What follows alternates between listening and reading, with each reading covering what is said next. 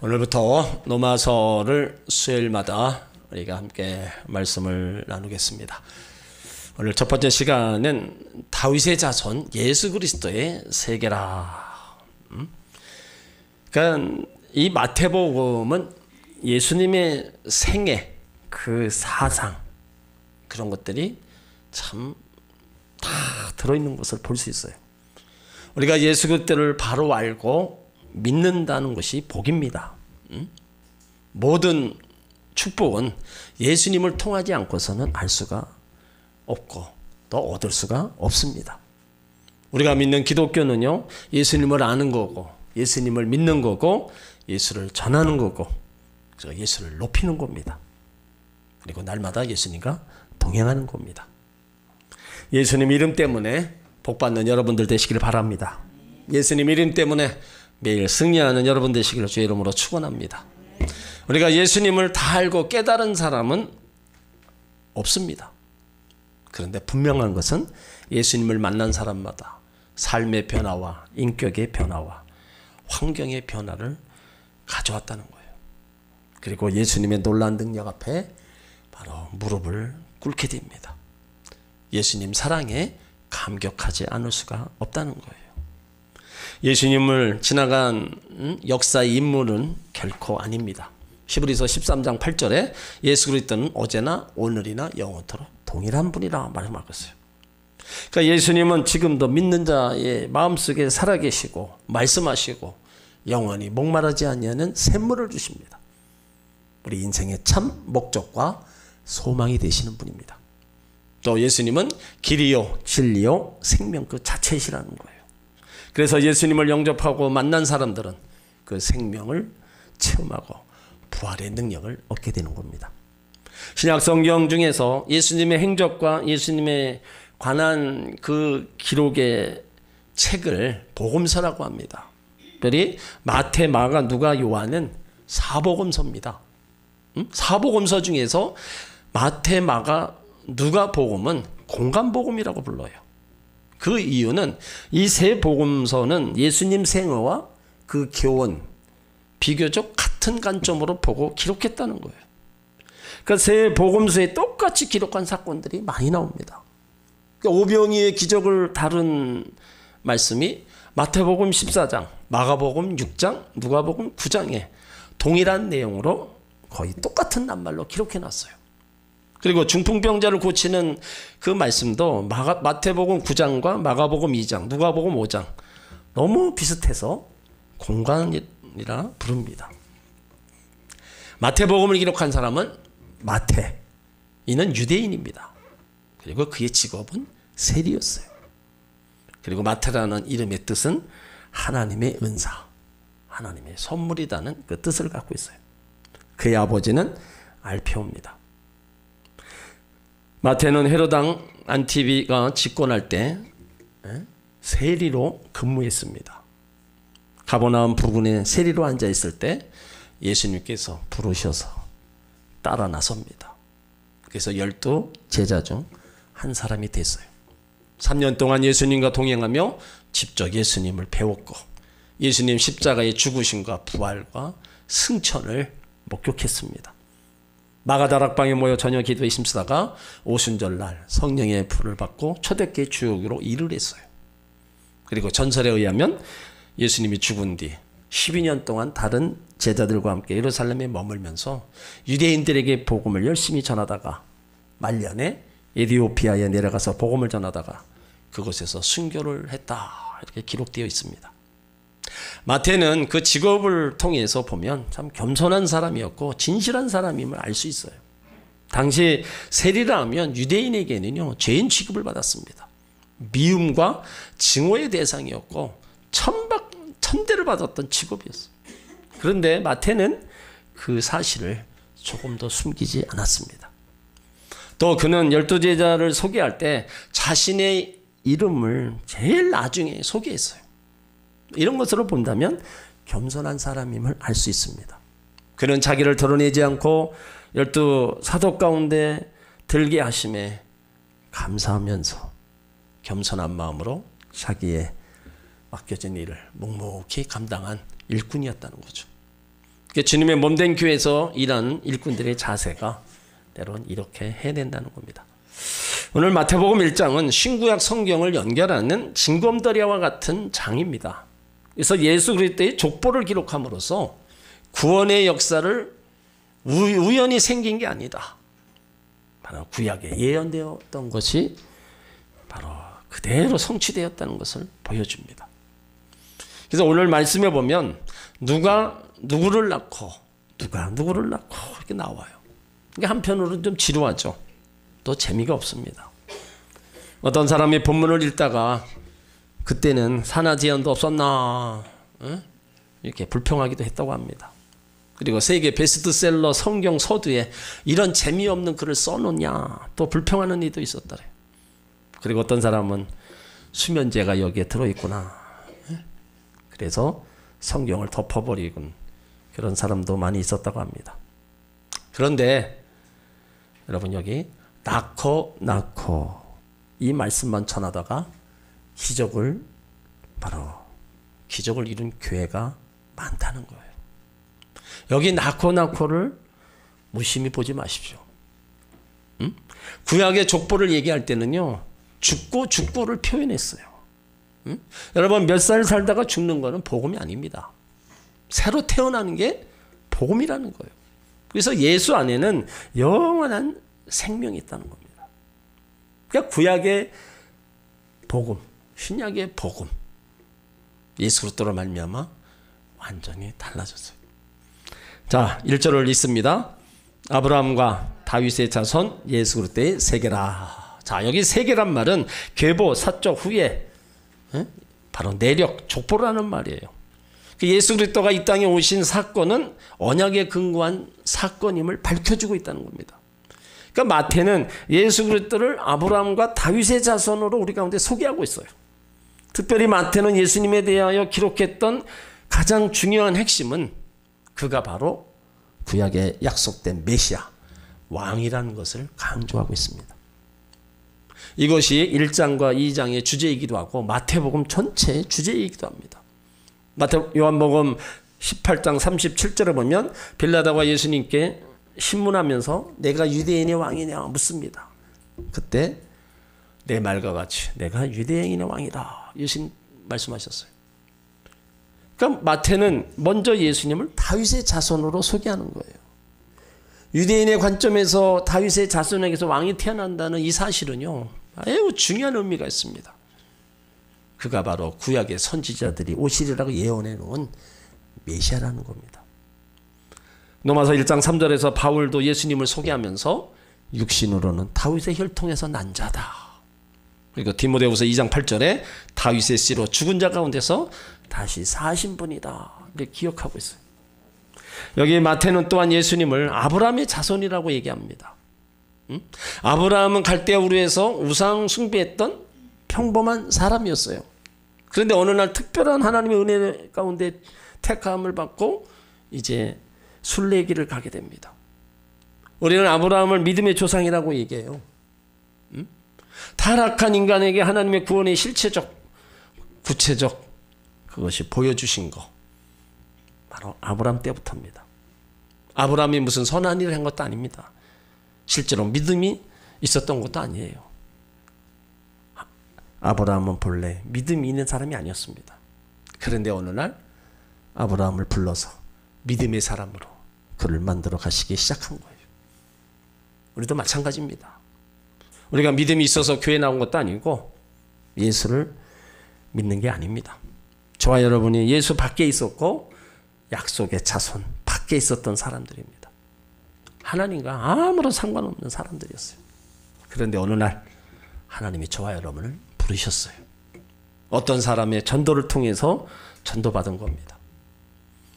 여러분 가문은 불교나 유교의 가문인지도 모릅니다. 도무지 복음이 들어갈 수 없는 그런 상황이었던 우리들입니다. 그런데 어느 날 예수님을 나의 구주로 고백하게 되었다는 거예요. 여러분이 하나님을 찾기 위해 나온 게 아닙니다. 하나님이 우리를 부르신 겁니다. 하나님이 저와 여러분을 사랑하셔서 믿음의 사람으로 만들어 주신 거예요. 그래서 불러주신 축복, 이 사실이 깨달아지면 은혜 안에 있는 사람입니다. 하나님은 아브라함을 불러 약속해 주셨어요. 창세기 12장 2절에 내가 너로 큰 민족을 이루고 내게 복을 주어 내 이름을 창대케 하리니 너는 복의 근원이 될지라. 이게 얼마나 놀라운 약속이에요. 마찬가지로 저와 여러분이 바로 복의 근원이 되심을 믿으시길 바랍니다. 여러분이 예수 믿었기 때문에 여러분 가문에도 여러분 자손의 세계에도 하나님의 놀라운 축복이 이제 임하기 시작한 거예요. 여러분 가정에 하나님이 개입하셨기 때문입니다. 여러분의 가정을 하나님이 다스려 보세요. 그러면 그 가정은 천국을 이룰 수 있습니다. 하나님이 우리의 사업을 붙잡으시면 그 사업은 그 하는 일은 일어납니다. 여러분 믿음대로 되어집니다. 예수님께서 아브라함과 다윗의 자손이라는 말 속에는 또 두 가지 뜻이 담겨져 있어요. 언약의 자손이라는 뜻입니다. 하나님께서 아브라함과 약속하셨고 다윗과도 약속하셨어요. 그들이 잘하고 못하고 상관없이 믿음이 없고 상관없이 하나님은 일방적으로 아브라함에게 너는 복의 근원이 될지라 축복해 주셨습니다. 다윗에게도 마찬가지예요. 너를 통하여 메시아가 태어나고 내 위에 영원히 경고히 하리라 하셨습니다. 그러니까 하나님이 아브라함을 택하신 것도 그의 자손을 통하여 신앙의 민족을 형성하기 위한 것인데 그 첫 단계가 신앙의 가정을 형성하는 거였다는 겁니다. 이 신앙의 가정 형성은 가나안 땅에서 6대에 걸쳐서 이루어져요. 오늘 본문 족보에 나타난 대로 아브라함과 야곱, 이삭, 야곱, 유다, 베레스, 헤브론까지 6대에 걸쳐서 가정의 형성이 이루어집니다. 그러니까 야곱의 아들 12알에 전 가족이 70명이 애굽 고센 땅으로 이주해 갔어요. 애굽으로 이주시킨 하나님의 섭리는 위대한 신앙의 국가를 건설하는 겁니다. 가나안 땅에 흉년이 들었을 때 먹을 것이 없었고 하나님이 오래전부터 요셉을 애굽으로 보내십니다. 총리의 자리까지 다 준비해 놓으시고 애굽으로 보내셔요. 그리고 그들을 고센 땅으로 인도해 내셨어요. 그러니까 그들은 430년 동안 민족을 형성했습니다. 그러니까 하나님의 섭리는요, 개인을 선택하여 가정, 민족 성장시키겠다. 그 민족 속에서 다윗이 다시 다윗을 선택하고 그 가정을 통하여 메시아가 탄생하도록 했다는 겁니다. 그러니까 이러한 섭리의 밑바닥이 흐르고 있다는 거예요. 한 가지 귀한 사상이 있는데 아브라함부터 내려온 믿음의 증거입니다. 믿음의 줄기를 타고 메시아가 오신 거예요. 그 믿음으로 구원을 받게 되는 겁니다. 하나님은 아브라함과 다윗에게 특별한 언약을 주시고 그 자손에게서 메시아가 나실 것을 예언하셨어요. 그 예수 그리스도의 탄생은 이러한 언약적 실현이요, 바로 예언의 성취입니다. 아브라함과 다윗 이 두 사람은 신앙의 조상이요, 신앙의 모범입니다. 아브라함은 히브리인의 신앙의 공동체를 창설한 사람이고 다윗은 그들의 왕족을 창설한 사람입니다. 그들은 하나님의 약속을 짊어진 사람이요, 다 같이 신앙의 모범이고 유대인들의 대표자입니다. 이런 신앙의 계통에서 신앙의 완성자이신 예수 그리스도가 나신 거예요. 그러니까 이 족보는 예수님이 아브라함의 믿음과 다윗의 혈통을 이어받은 것을 증명하려는 겁니다. 아브라함과 다윗의 자손이라는 말 속에 하나님의 은혜가 우리 죄보다 더 크다는 뜻이 또 담겨져 있어요. 아브라함과 다윗이 훌륭하고 위대한 믿음의 조상이긴 했지만 그들의 생애를 보면요, 그들은 죄인 중에 한 사람이었다는 것을 알 수 있어요. 다윗도 살인죄와 간음죄, 거짓말까지 저지른 죄인이었어요. 어떻게 보면 우리들보다 더 엄청난 죄를 진 사람입니다. 아브라함도 자기가 살기 위해서 2번씩이나 아내를 누이라고 속여 아내를 빼앗은 사람이었어요. 그러면 예수님이 다윗과 아브라함의 자손이라고 부른 뜻의 의미는 뭐냐 이거예요. 하나님의 은혜가 죄인인 인간의 실수를 통해서 용서하시고 구원해 주시는 하나님의 사랑을 보여주고 있는 겁니다. 우리가 허물보다, 우리 죄보다 하나님의 사랑과 은총이 더 크다는 사실을 믿으시길 바랍니다. 내가 지은 죄가 아무리 작다고 해도 그 죄는 죄입니다. 그 허물, 그것은 하나님 앞에 죄일 수밖에 없고 죄의 삭은 사망을 맞이할 수밖에 없는 겁니다. 그런데도 하나님의 사랑과 은총은 그보다 더 크기 때문에 우리의 모든 죄를 다 용서해 주시는 거예요. 이런 사랑이 없다면 우리는 하나님 앞에 설 수가 없습니다. 우리가 예수님을 믿었지만 완전한 천사표가 아니잖아요. 끊임없이 넘어지고 실족하고, 그런데도 하나님은 저와 여러분을 붙드시고 하나님의 뜻을 이루시고 교회를 이루시고 하나님의 일을 감당하게 하십니다. 넘어지고 실수와 깨우는 저와 여러분을 하나님 사랑으로 보호해 주시고 실수하지 않게 하시면서 저 높은 곳을 향해서 걸어가게끔 성령으로 우리를 인도해 주신다는 겁니다. 여러분, 우리 죄보다 하나님 사랑으로 덮어주심이 더 큽니다. 여러분들이 그걸 아셔야 돼요. 우리 허물보다 하나님의 인도하심이 바로 신실하십니다. 그렇기 때문에 약해서 넘어질 때, 의심이 생길 때, 시험 받을 때 낙심하지 말아야 돼요. 왜요? 하나님이 우리를 너무 잘 알고 계시다는 거예요. 연약함을 알고 부족함을 알고 계시기 때문에 하나님을 의지하라고 우리 가운데 당부하고 있습니다. 여러분, 더 주님께 삶을 의지하시길 바랍니다. 그리고 창세기 13장 15절로 16절에서 하나님이 아브라함에게 또 약속하십니다. 복이 내 자손을 통해 영원히 이루고 내 자손을 통해 무수히 복을 받게 될 것이라 하셨어요.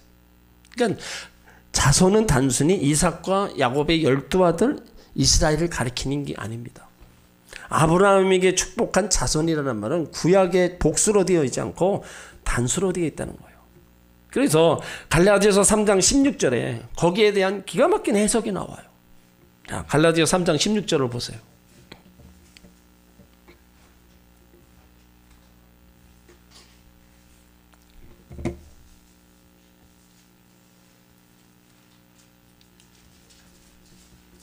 갈라디아서 3장 16절 다 같이 있습니다.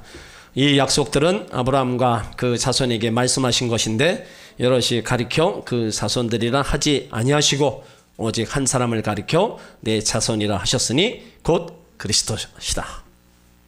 그러니까 마태는 유대인에게 외치고 있는 겁니다. 예수는 너희 조상 아브라함, 너희 자랑 다윗의 자손으로 이 땅에 오신 메시아다. 또 마태는 이방인과 모든 민족에게 외치고 있어요. 이 복음은 아브라함 자손과 즉 이스라엘에게만 주어진 것이 아니라 여러 자손, 오직 한 분 예수 그리스도를 의미한다는 거예요. 그 예수 그리스도는 모든 민족의 구세주이다. 이 복음이 온 땅 가득할 것을 우리 가운데 약속하고 있다. 바로 그 복음은 너의 복음이다. 너를 구원하기 위한 하나님의 약속이 가득히 담겨져 있다는 것이에요.